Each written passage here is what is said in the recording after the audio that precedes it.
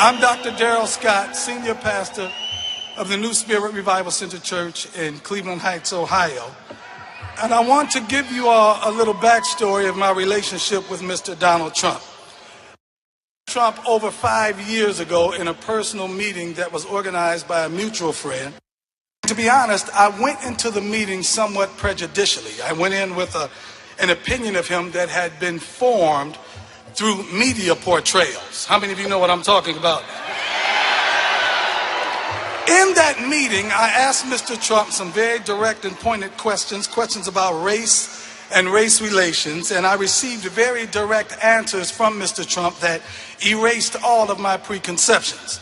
He told us at that meeting that he was very concerned about the condition that our country and the direction our country was proceeding in, and he asked us simply to pray for him. He said, you guys pray for me, that God gives me wisdom and God leads me in the right direction in my decision-making processes. And to be honest, I went away with a very different perspective and very, very different opinion of Mr. Donald Trump. Now, some of you might be surprised at this statement that I'm about to make, but I found Trump not only to be very gracious and very hospitable, but I also found Mr. Donald Trump to be a humble man. And he's very respectful of clergy. Through that meeting 5 years ago, I developed a friendship with Mr.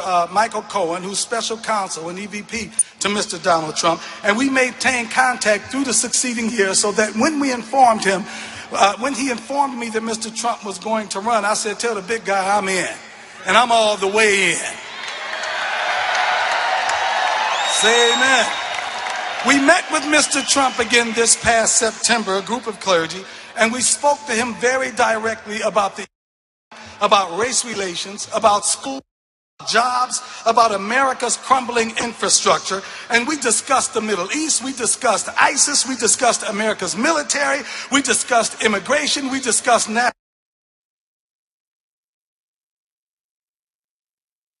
This rally is for you to form an opinion of Donald Trump that is not based upon what the liberal media wants to brainwash you with. All of you, listen, I'm born and raised in Cleveland. I know how we are. I know how we think. I hear because you are thinkers. You all are thinkers. You all are smart people. They tried to act like Mr. Trump appeals to a bunch of dummies. I beg to differ with you. We are smart people. We're intelligent people. We know what we're doing. We know what we see. And the truth is that the Democratic Party has drifted farther and farther away from the traditional values that made our country great in the first place. Our private meetings, Mr. Trump spoke of the values and principles that reflect our views as Americans. You have to realize that under this current Democratic administration, the economy is in a shambles. The infrastructure of our cities is crumbling. Our morality is the infrastructure of the people are rioting in the streets. The effect changed, so they cannot continue to blame the prior administration for our country's ills. And so to coin the previous or our current administration's very own term, it's time for a change. We need strong leadership for a stronger America. We need to become stronger economically. We need to become stronger socially. We need to become stronger morally. We need to become stronger spiritually. And we need to become stronger militarily. And I believe that Donald Trump is our change agent. If you're in agreement with me, somebody shout amen. This campaign is history making. Detractors try to say that Donald Trump is a divider. I beg to differ with them. Donald Trump is a unifier. I have with me today, they have traveled from Baltimore, American Sikhs for Trump, American Muslims for Trump. We have national black Republicans for Trump. We have all sorts of ethnic groups for Trump. He's not a divider, he's a unifier, because no other candidate could have had this many people show up in a meeting from all different walks of life. I'm almost done. There's a scripture in the Bible that says, I sought for a man to make up the hedge and to stand in the gap for my land. Donald Trump is that man. God has raised him up for such a time as this. There's a gap that exists between the people of America and Washington bureaucracy, and we're going to stand in the gap. We're going to make up the hedge with Donald Trump and restore our nation. Come on, say amen to me, somebody. Donald Trump is an unparalleled leader and developer with a gift for innovation and problem solving. He's a builder, a developer, a negotiator without equal, with the hand of God on his life. Because only God could take a black guy from the inner city streets of Cleveland and connect him with a white billionaire from upstate New York to try to do what we can do to make this country great again. America, this America that we once knew, is the America that we no longer recognize. America is weaker than it has ever been. And Mr. Trump has promised that he will do everything in his power to make this country great again. And so, without further ado, let me say this before I stop. When you go to the polls this Tuesday, you can make a statement. You can make a mark that can never be erased. Vote by voting for Donald Trump. You are saying to America that I'm not satisfied with the status quo, and it's time for America to regain its strength, and it's time for America to become the greatest country on the face of this earth again. It's time for America to become great again. So without further ado, I present to some, and I introduce to others, and I want you to receive him with a loud and long show of hands. The next president of the United States of America, Mr. Donald J. Trump.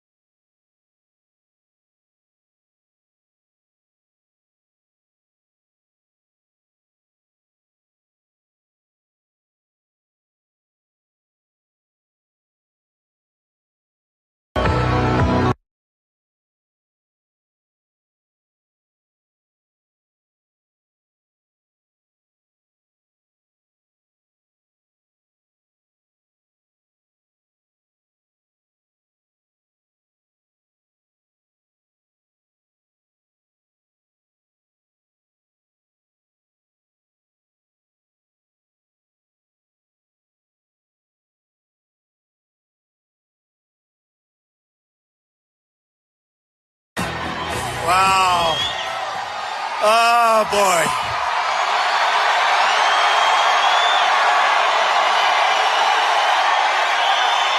Are we going to win Ohio? We are. We are. Well, I want to thank everybody. This is incredible. Look at all of that media back there. Look at all of those cameras. Oh, boy. They know who to follow. I wish they could be honest. I wish. You know, before we had a tremendous, in Dayton, we had a tremendous hangar like this. It was packed with people. And I was called by my people. They said, you were so tight on my face took the whole screen. They didn't want to show the crowd. They didn't want to show the crowd. The whole thing was big. No good, right? No good. No, they're very dishonest people. I have to tell you that. So, you know, I have to thank, before I even begin, Mr. Trump should speak to his crowd. Mr. Trump, you know where they come from? Bernie's crowd. They're Bernie's crowd. Yeah, thank you. Get them out. Good.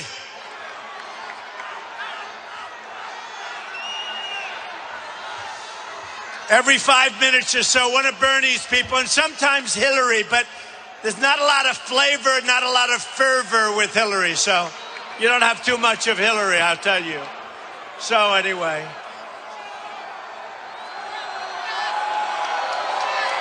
Thank you.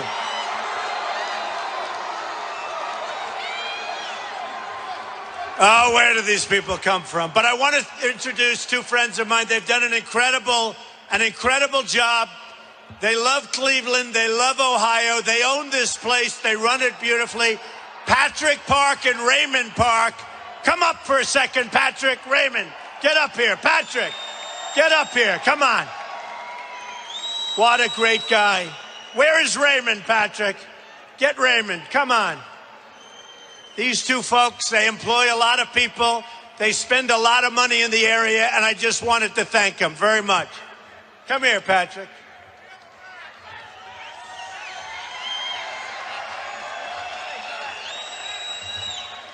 Any Buckeyes here? Yeah! The next president of the United States, the people's choice, Donald Trump.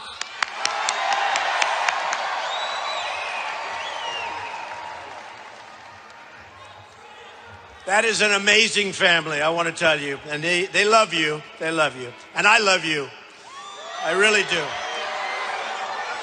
So yesterday in Chicago, we had a little bit of a problem. We were not allowed to exercise our First Amendment rights because a professional organization which printed circulars and printed signs and everything was printed very professionally. You know, I'd like to see them hand-drawn a little bit, right? It doesn't look good when they're printed out. But they disrupted things, and they really stopped. We had 25,000 people coming, and they really stopped these people in terms of our First Amendment, freedom of speech. A terrible situation, I have to tell you. And it just makes all of our friends and supporters more angry. We're going to go to the polls on Tuesday, and we're going to be resounding victory. Resounding.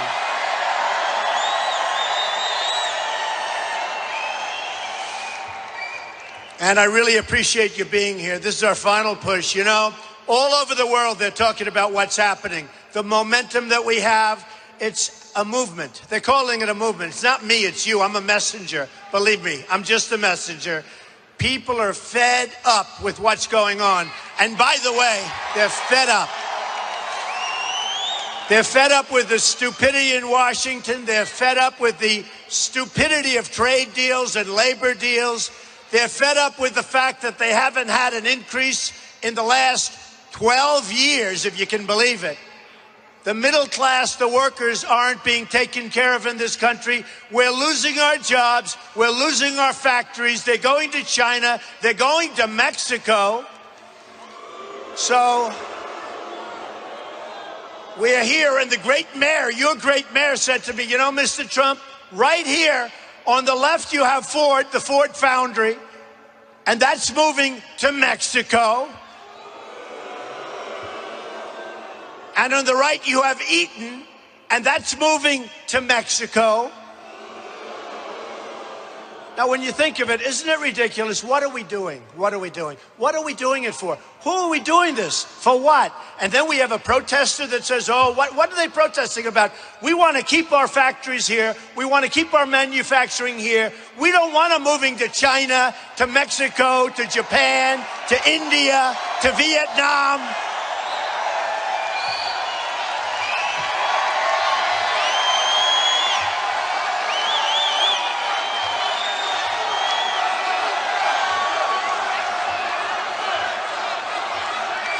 It's crazy. It's crazy. What we're doing to our country is crazy. And you know, you have these people. I'm a conservative person, but I'm in theory not so conservative on trade. And these really stupid people, they call themselves the elite. Now, I don't think the elite, oh, another group. Get them out. Thank you. Get them out.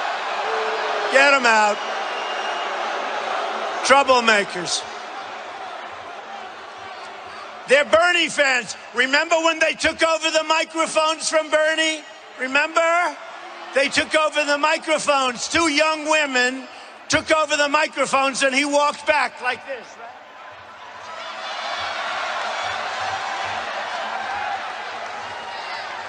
These are Bernie's people. Oh boy, wouldn't it be fun to meet Bernie in the finals? Wouldn't that be fun? All right, get him out. And Hillary, too, to a lesser extent. Get him out. Get him the hell out.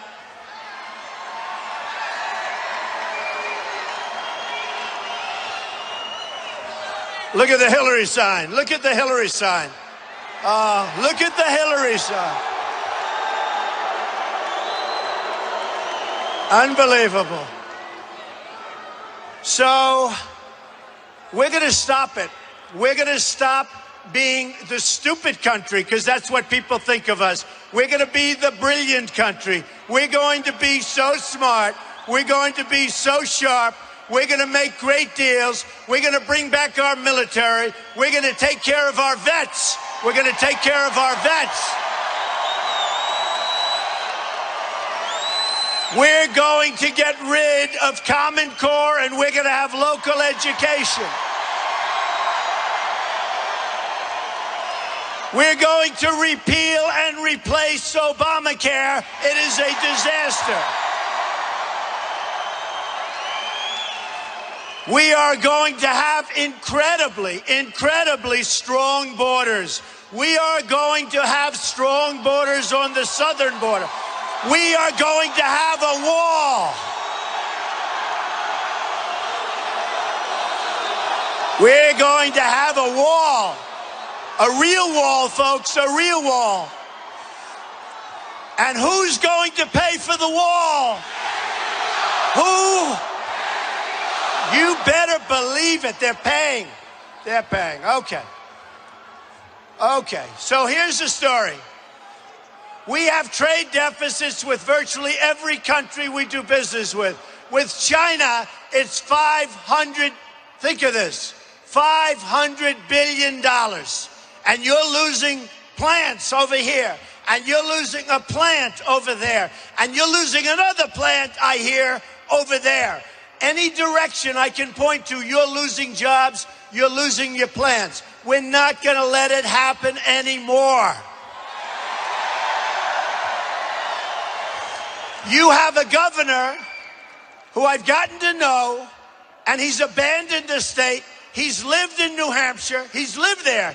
He moved to New Hampshire. He said he's going to win. I won in a landslide. He moved to South Carolina. He said he was going to win. I won in a landslide. He moved to Michigan. He said he was going to win. And if he didn't win Michigan, he'd drop out of the race. And I won in a landslide. Why didn't he drop out? And now he said he's going to win Ohio. I don't think so. I really don't think so. I really don't. I really don't think so. But your governor, I don't know if you know this, NAFTA has been a tremendous problem. Your governor, when he was a congressman, voted for NAFTA. Okay? He voted for NAFTA. He was a managing director of Lehman Brothers when it failed. It went bankrupt, and it almost destroyed the world. Lehman Brothers was the beginning of a tremendous mass destruction, and he was a managing director of Lehman Brothers. You've got the highest budget increase of any state in the United States. Now, here's the story. You got lucky. You struck oil, okay? Before him, you struck oil. If you didn't have oil, boy, would you have problems right now. But now the price of oil is down. You're down. And wait till you see what happens to Ohio in a little while. It's going to be a big problem. It's going to be a big problem. He's now in favor of the Trans-Pacific Partnership. It is a disaster. It's going to ruin your car industry, totally ruin it. And believe me, that deal is very bad for a lot of reasons. Number one, you shouldn't sign with that many countries. Do you know the document is almost 7,000 pages long? 7,000 pages. 7,000 pages long. And nobody from our country has read it, believe me. But the other countries have all read it, and they know every word. And it's just another way to take advantage of jobs, manufacturing, and everything else in the United States. We're not going to let it happen anymore. We're not. You can get them out. Get them out. Yeah, get them out. That's a Bernie person. It's a Bernie person. That's a Bernie person. Get that Bernie person out of here. Held up a sign. I'm a protester. All right. Get him out. Get him out. Let's do a USA chant. USA, USA, USA, USA.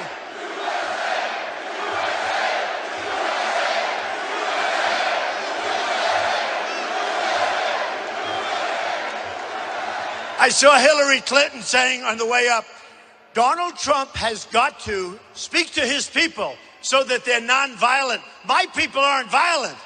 It's these people that come in. My people want to do one thing, make America great again. That's what they want to do, one thing.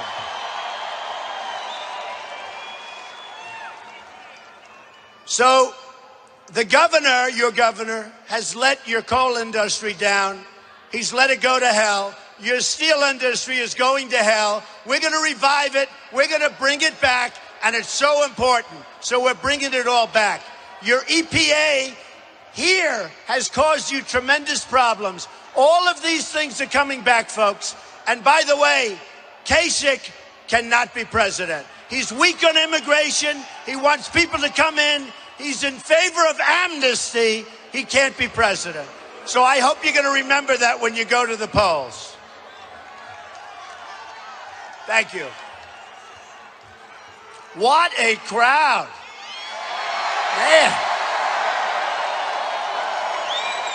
29,000 people. Unbelievable. And when you go home, you won't see yourself. Although you will if we have a couple of more protests. You will. Maybe. So this began in June, on June 16th. And it started with trades. It started with the border. And I came out, I came down the escalator, and you know what? Who would have thought that my statement on illegal immigration would have mushroomed into such an important statement? What happened is everybody now is copying us. I just got endorsed by Sheriff Joe Arpaio, who we love. And you know, when Sheriff Joe endorses you about the border, we know that you have the tough plan and the right plan. And by the way, yes, we're going to have the wall. Yes, Mexico is going to pay for the wall 100%. They are. But people are going to come through that wall, but they're going to come through that big, beautiful door, but they're going to come through legally.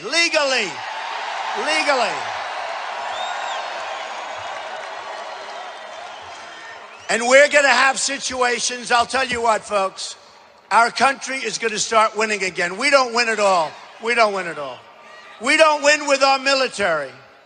We don't win in any way. I mean, I'm fighting a battle in Florida where you have little Marco, you know Marco, little Marco. And Marco, boy, oh boy, I've never seen, number one, he's a choker. Did you ever see anybody choke like that during a debate? By the way, who won the last debate? Believe me. I think I won all of the debates. You know, I hear all about Lion Ted, Lion Ted, Lion Ted. So, you know, I have the evangelical support. And everyone thinks, oh, gee, that's amazing. In South Carolina, it was supposed to be an easy victory for Ted. And it turned out to be you know what happened? He hurt Ben Carson, who, by the way, just endorsed me, right? A great guy. But he cheated Ben Carson horribly in Iowa. And all of a sudden, people started getting wise to it. And he walks in with the Bible held high. This is Lion Ted. He has the Bible high, waves the Bible, puts it down. Then he starts talking and he lies. So it's Lion Ted. And then Marco over here, Marco, what he does, but most importantly, what is he? He's a choke artist who never goes to vote. I mean, here's a guy representing Florida, has the worst attendance record in the last 20 years in the U.S. Senate. Who the hell wants him to represent you? Who? So I think Marco's got a lot of problems. He's got other problems. You'll just take a look at the ads. You know, I figure we might as well put a couple of negative ads up. They're doing it than me. By the way, has anybody had more negative ads in history than what? All of the special interests. I'll tell you one. I got to tell you one. So the stupid growth for what is it? Health for Growth, Club for Growth.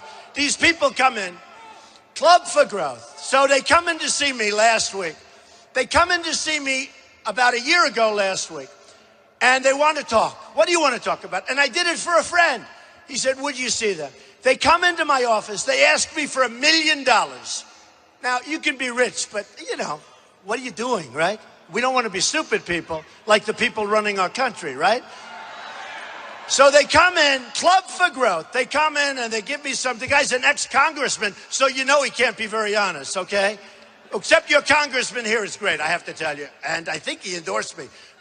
So they come in and they say, we have this, we have that, Club for Growth. I didn't know what the heck he was talking about. Didn't make any sense. It was a waste. So I told him very nicely that I'm not interested in being extorted. And I said, no, I'm not going to give you $1 million. They went so negative. So now they're putting up, anytime you see Club for Growth, remember this, it's extortion. Just think of it. It's an extortionist plot. They came to my office. They asked for $1 million. Then, stupidly, he writes me a letter asking for $1 million. Okay, now I already sort of turned him down, but he writes me a letter asking for $1 million. We were very nice. We tried to be nice. We told him, no, thank you very much. We really love you very much. No, thank you, right? And now they do negative ads. I have had more negative ads than any human being, and yet, last week, Mississippi, unbelievable. Michigan, unbelievable. Hawaii, I don't know how. I don't know how. And I'll tell you, those ads are lies. They're lies. They are so dishonest. They say whatever they want to say, and they're really dirty, rotten lies. Just remember that. And they're put up by the people. The money is put up by the people that controls the people that I'm on the stage with. They control Ted Cruz, and they control little Marco Rubio. They have total control. In fact, you have guys in Washington, lobbyists, it says Rubio on his forehead. You go to him, you pay them a big fee, it's practically guaranteed you get their vote, and they will do anything these guys say because they give them a lot of money. Okay? Me, I'm different. I'm self-funding my campaign. I'm working for you. I'm working for you. Believe me, I'm working for you. So here's what I have to tell you. So one of the reasons, I happen to be conservative, but one of the reasons they like to say, you know, the elite, they call themselves the elite conservatives. They're not elite like I am, but I'm more like you, believe me. I'm more like you. I put in one of the greatest financial statements probably ever given to the Federal Elections Commission. Nobody reports on it. You know why they don't report on it? Because it's so good. They were so unhappy when I put in those numbers. They thought, oh, you know, I'm a private company. So the numbers were far bigger, far better, they were incredible. Look, tremendous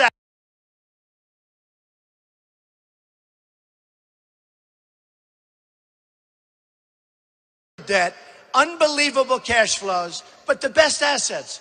And they don't want to report it. You know why? They had no idea this was going to happen. Don't forget, they said he'd never run. Then they said he'd never file Form A, because that's basically a one-pager where you sign your life away. When I did that, they said, whoa, he said he's running. He filed. Then they said he'll never file his financials. And I filed the financials, almost 100 pages, and it's the best ever filed with the federal elections by a factor of a lot. Mitt Romney is like this. He's a little tiny peanut, little peanut. I mean, I have a store that's worth more than Mitt Romney, which is true. No, but the jealousy, because the truth is, we have to bring our party together, folks. We have to. We're going to win something that's going to be special. We do have to bring our party together. The reason I tell you about the forms and the reason I tell you about the filing of the financials, because the financials say a lot, and it only means this. We need that kind of thinking for our country, because right now we're being ripped off by everybody. We're like the whipping posts for everybody. We can't let it happen. We have $19 trillion in debt. They want to cut Social Security, which I'm not cutting. I'm going to bring our jobs back. I'm going to make our country wealthy again. And I'm the only one that's not cutting it. I will not cut it. So we have a ways to go. We have a ways to go. And when I heard about Ford, and when they told me, I mean, honestly, when the Park family came over and told me about Eaton and told me about Ford, do you know Ford right now, they're building, almost completing, a $2.5 billion plant in Mexico, right there. And that's one of the divisions that's going there. But $2.5 billion, they're taking out of Michigan. That's why I won Michigan, because nobody can protect you like me, believe me. Now, I like free trade. I like free trade. But it's got to be smart trade, folks. It's got to be something. When we lose $505 billion in trade, think of it, $505 billion trading with China. Who needs to do this? Why are we doing it? What are we doing? And to deal with China is almost impossible. You can't get your product in, and when you do get it in, you know what happens? They tax the hell out of you. With them, they send it in, we don't tax them. So here's what we're doing. Carrier and Ford, I could change, and frankly, Nabisco, and hundreds of other companies moving out to Mexico. Mexico is the new China, smaller version, okay? Believe me. We have a trade deficit with Mexico of $58 billion this year, right? $58 billion. And then these stupid politicians, they say, they won't allow you to build a wall. I said, yes, they will. Yes, they will. By the way, ready? 100%. I don't mean like 99. I won't be coming back to you in 2 years, say, folks, I'm sorry, it's impossible. You know, one of the reasons they wanted to build it 15 years ago, you won't believe this, but they couldn't get their environmental impact study approved. You believe that? Because there were snakes in the way, or turtles, or rats, or something was in the way. Snails. Snails are always a good. We will get that built so fast your head will spin. So they said, they were telling me, we need it. You know, I had a great victory in New Hampshire. A great victory in New Hampshire. And I love New Hampshire because it was my first really great victory in terms of politics. Hey, I've been doing this for 8 months. I haven't been doing it that long. And I won New Hampshire at a landslide, just a total landslide. And I told those people, I said, if I win, I'm going to do something, because you go to New Hampshire, the most beautiful fields, the most beautiful trees, everything's beautiful. And you go to a meeting with the people and you say, what's your number? So let me just tell you. So here's what we're going to do. I'll use this as an example. Now, my daughter Ivanka, do we know Ivanka, right? So she said the other night in the debate, Daddy, I want to talk to you. What? Would you please act presidential in this debate? I said, I've won every debate so far. You know, if you look at Drudge, if you look at Time, if you look at Slate, if you look at all these online polls, every single debate, according to every single poll, I've won. I say, what do you mean presidential? I want to keep winning. She said, Dad, don't hit back so hard. You don't have to hit back. It's over. You don't have to hit back. He said, this guy's a lightweight. I don't know. I call him lightweight. I call him a lightweight. But she said, don't do it. Daddy, be nice. Just don't do it. So every time I was ready to go after him, I thought of Ivanka. And I said, you know what? And my wife, Melania, she said, don't hit back so hard. You shouldn't do that. Act presidential. So I said, all right. So everybody said I acted presidential. I didn't hit back. And my poll numbers went up. So they were right. Can you believe it? They were right. They were right. But here's where I won't act so presidential. So it doesn't look presidential when I call. So Carrier, you know, closed up their plant. And they're moving. You saw the announcement 3 weeks ago. Some management guy gets up, and he wasn't even nice about it, frankly. You'd think he'd be nice about it. He said, after many, many years, all these great people, 1,400 people, we're closing our plant, we're moving to Mexico. It was almost said like that. Horrible. We're closing our plant, we're moving to Mexico. By the way, folks, whether you're highly educated or not highly educated, how does that help us, right? How does it help us? So we're closing our plant, we're moving to Mexico. So here's what I do. Now, I have the best business leaders in the world. Carl Icahn, some of the smartest, the best. We have the best in the world. We're going to use them for trade. We're going to use them for negotiation. We're going to use them to our advantage. Nobody can out-negotiate these deals. But here's what I'm doing. Don't worry about them. Let them rot. Let them rot. Don't worry about them, folks. Don't worry about them, folks. Don't worry about them. Let's just talk over them. Okay, so here's what I'm going to do. I'm not at all going to look presidential, but I'm going to do it myself anyway. I'm calling up the head of Carrier, and I'm going to say, this could be Ford. By the way, this could be Nabisco. This could be any one of the hundreds of companies that are pouring into Mexico because our leadership is so stupid, they let it happen. This could be Pfizer that's moving to Ireland. But here's what I'm doing. I'm going to say something that conservatives don't like. Because while I'm a free trader, I'm a smart trader.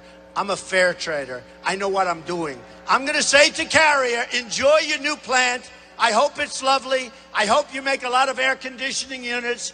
And I buy a lot of Carrier, but I'm not buying anymore. I hope you make a lot of air conditioning units. But here's the story. Every unit you make that crosses the border, and now we're going to have a real border, remember that. We're going to have a real border. We are charging you 35% tax on that unit.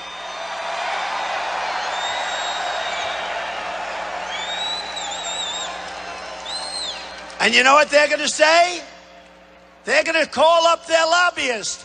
But the lobbyists can't get to me because I haven't taken any of their money. And they're going to call up their special interest friends. And they're going to call me, and I'm not even going to take their call. They didn't give me anything. I turned down tens of millions of dollars. I have turned down, folks. So Jeb Bush had 148 million. Can you believe that? Jeb spent $160 million on his campaign, and he was down here.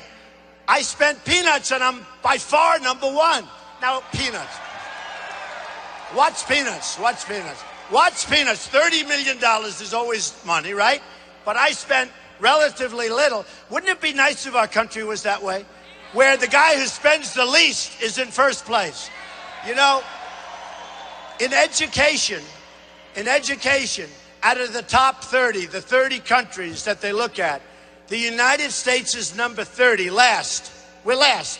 But we're #1 in cost per pupil. #1. Think of that. So we're #1. Not good, right? So we are going to change it around, and we're going to have a situation where let them go. They have no voice. Listen, look, it's a Bernie person. It's a Bernie. Hello, Bernie. Hey, Bernie, get your people in line, Bernie. Get your people in line.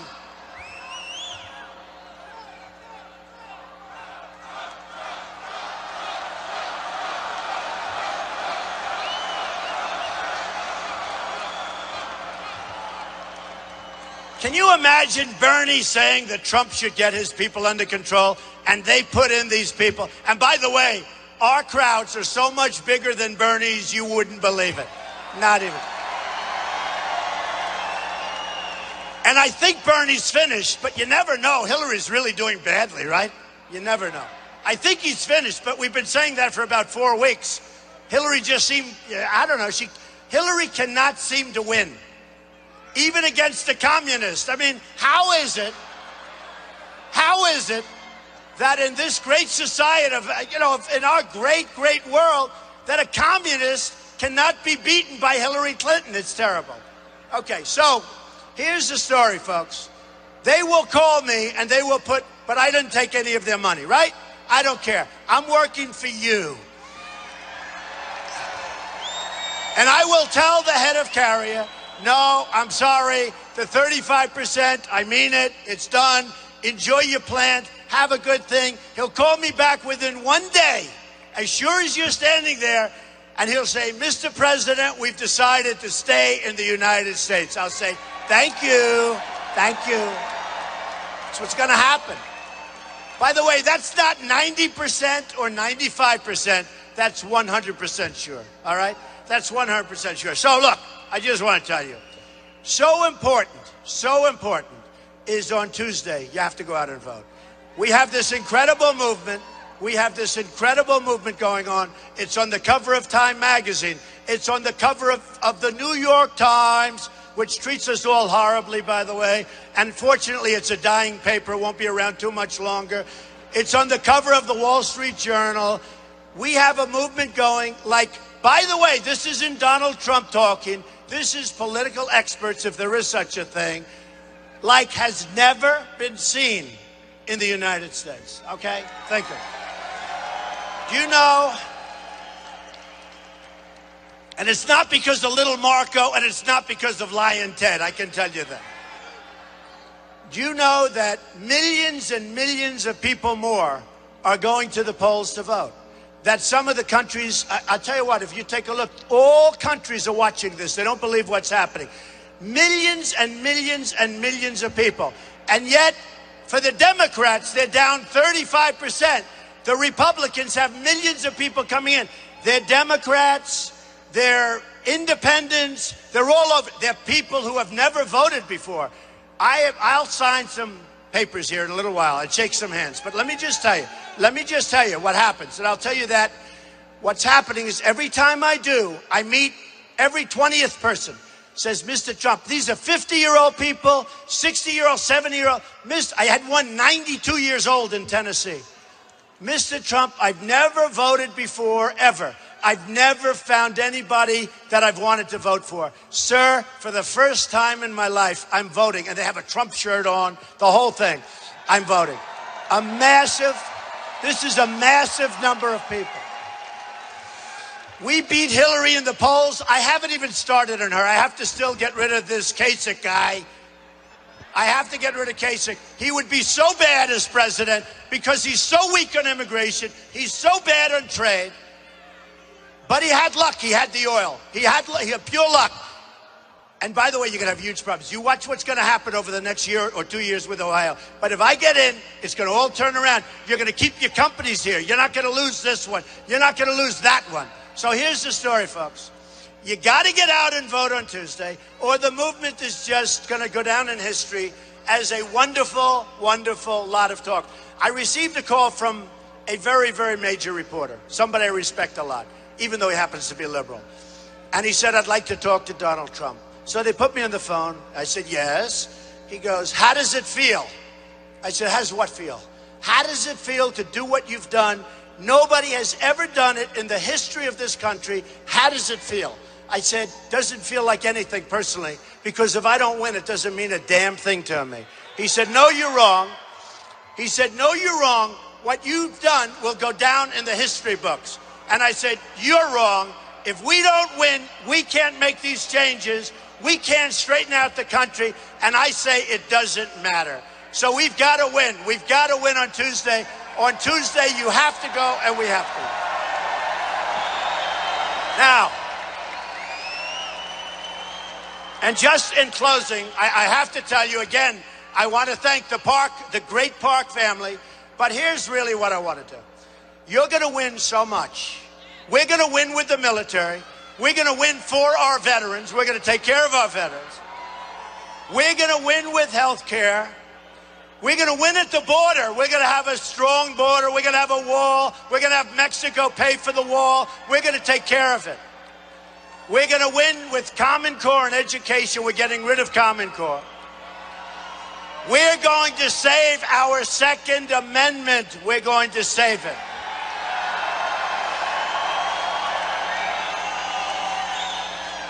We're not going to let them chip away any longer at Christianity, which they're doing more and more. We're not going to let it happen. We're not going to let that happen. And we're not going to let them chip away at our Second Amendment. So here's the story. We're going to win, and we're going to win everywhere. We're going to knock the hell out of ISIS. We're going to win with trade. We're going to win with trade. We're going to win with health. We're going to win at so many levels. We're going to win, win, win. You're going to get so tired of winning. You're going to say, Mr. President, please, we don't want to win anymore. It's too much. And I'm going to say, I'm sorry. We're going to keep winning because we're going to make America great again. I love you. Thank you. Thank you. Go and vote on Tuesday. Thank you. Thank you.